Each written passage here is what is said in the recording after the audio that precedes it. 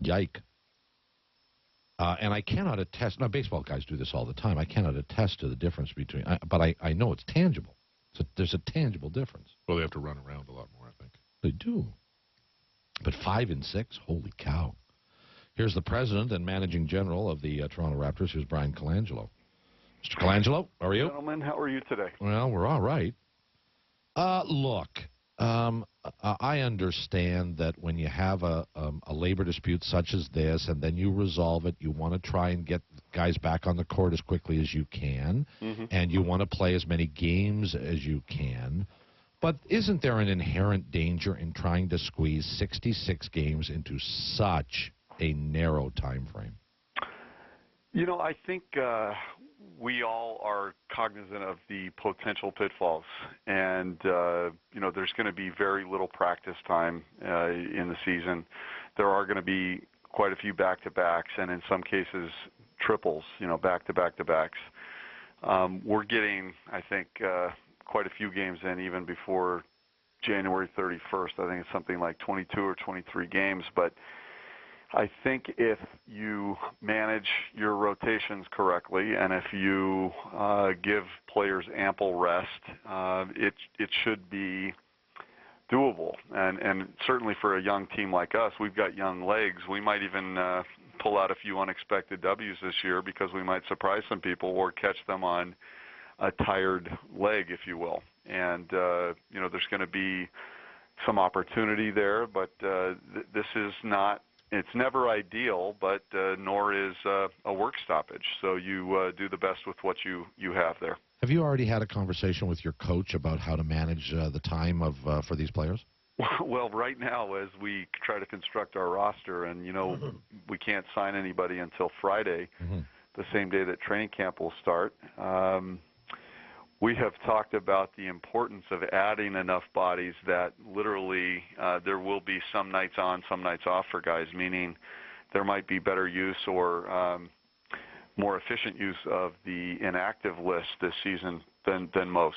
And when I say that, you know, there might be a few nights where you tell somebody, listen, you need to probably take some of the load off with respect to your minutes and the pounding that you've been going through, and you might see another player on the court, and we'll deal with that based on matchups, based on scheduling, et cetera. But I'm not going to tell them how to use the players, but we certainly have talked about how to strategize better in terms of some of the rotations and lessening minutes and, you know, things like that.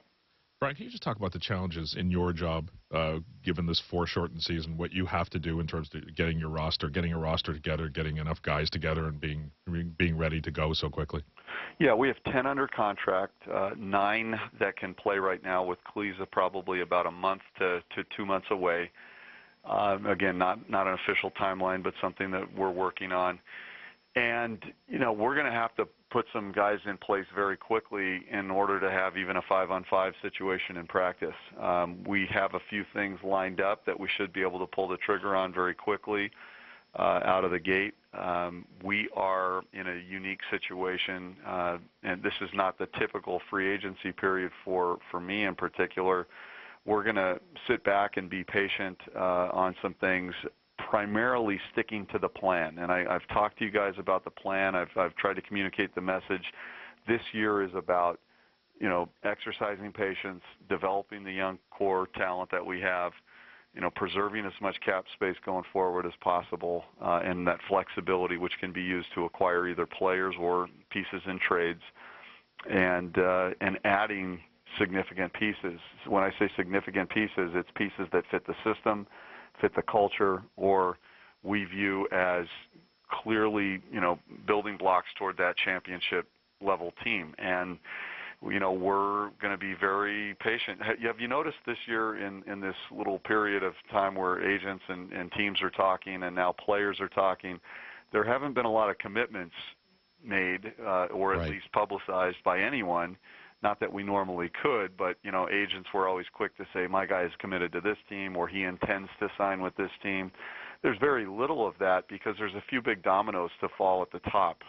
You know, some of the key free agents in what is a watered-down pool are restricted players, restricted free agents, where those teams can match those contracts or qualifying offer sheets. And then you've got some guys that, for us, just maybe don't fit where we are as a franchise right now. And we really want to focus on the guys that we have. So we're going to sit back and be patient, maybe sign a few one-year contracts. I'm really trying to keep as much flexibility leading into next year as possible, because it can be a real ramp-up for us with respect to adding Jonas Valanciunas, who we drafted 5th in this year's draft, next year's 2012 pick, which should be a very solid pick because it's an exceptionally deep draft. And then you've got up to $20 million in cap flexibility, which again can be used in free agency or to acquire players via trade. So I like the flexibility option. That's where we're going to be. We're not going to jump out and do anything rash this year and sign any long-term commitments unless we feel it's a good system piece or a good culture piece or a talent that we see as a top-tier talent. And Valanciunas is going to stay in Europe. Is that for sure now, Brian? Yeah, the other day I said 99.9% sure he is going to stay because that's what the contract calls for and that's what the buyout calls for. I guess I opened the window because yes, there was a story that he may be coming. And again, we, of course, did our part, which was reaching out to the team and reaching out to the agent for the player to see if anything had changed in terms of the thought process, the situation with the club, et cetera. Everything is right on course for him to join us next year, and we don't see that as a bad thing. I could make a case either way for pros and cons, him staying there this season. In fact, he is playing night in and night out against grown men in a good league and playing some top-level competition in what's known as the Euro Cup competition. So I think it's going to be a good year for him to physically develop. He'll come next year much more prepared for the start of a season, and he'll have a full training camp to go through, which is always beneficial for rookies. With Brian Colangelo, the Raptors president and general manager.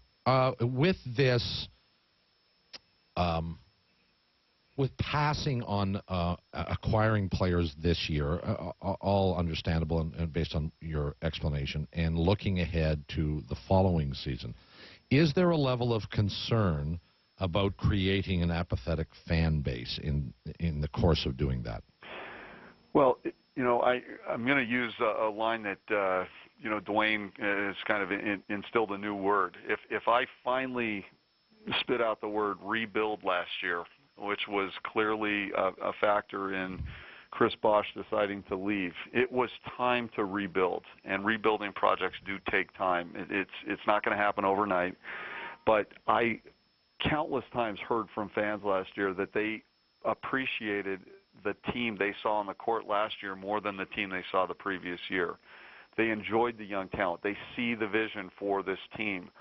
You can't rush these things, and if we did go out and change that plan or rush into something different, I wouldn't be holding true to form. And, in terms of what I've not only pronounced publicly but also privately to the board, everybody's on side with this plan. It was part of my pitch to Dwayne Casey and him coming here as coach. He understands it. He knows that, this is the next step in the evolution of the club. But we're not going to lay down, Bob. We're going to compete every night. I can promise you that you're going to see a better defensive team and a better defensive effort night in and night out. And we're going to let the chips fall where they fall. But, you grow as an organization in a situation like this by allowing those young kids to develop and emerge as either keepers or not. And we're going to do everything we can to be competitive and entertaining and do the right things to build this team with the right approach. And I think that the people that are true fans of the organization and of basketball, they see where we are. They see our vision. And I think there's some degree of patience. You're not going to have everybody buy into it. Right. But I really like where we're situated right now. I think, the people that I speak to like where we are, and, it's an exciting future. The question is how quickly is it going to take to kind of gel? How long is it going to take to get there? But, this league is an ever-changing league. There's teams getting older. We're going to be one of the young teams on the rise, and we've got a big infusion of talent coming in the near future, and it's going to help quite a bit. But I guess, Brian, all of that said, you're still going to have to ask your fans to look beyond the obvious sometimes, right? Because there's going to be, in the scenario the way you painted it, there's going to be some tough nights this year. No, there will be, and I think we even said that last year. But we were in a lot of games that we probably shouldn't have been in last year. We didn't necessarily win a lot, but we didn't really know how to finish games. We didn't know how to close out those leads. Again, you've got a new coach, some new things being taught, a new system being put in place, and we're really developing the culture. It's going to be different. And, there will be nights where, especially with the schedule that we have, and I think you guys alluded to it, it's not easy. It's not going to be an easy task, especially for a condensed and abbreviated training camp, being the base of whatever that new system is.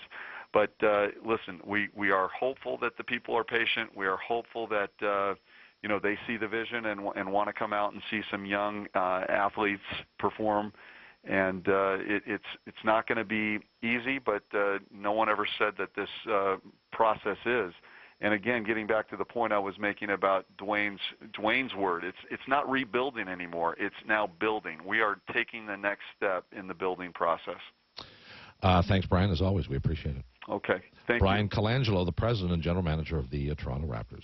When we come back, one of the new members of the Boxing Hall of Fame, Freddie Roach, will join us when Primetime continues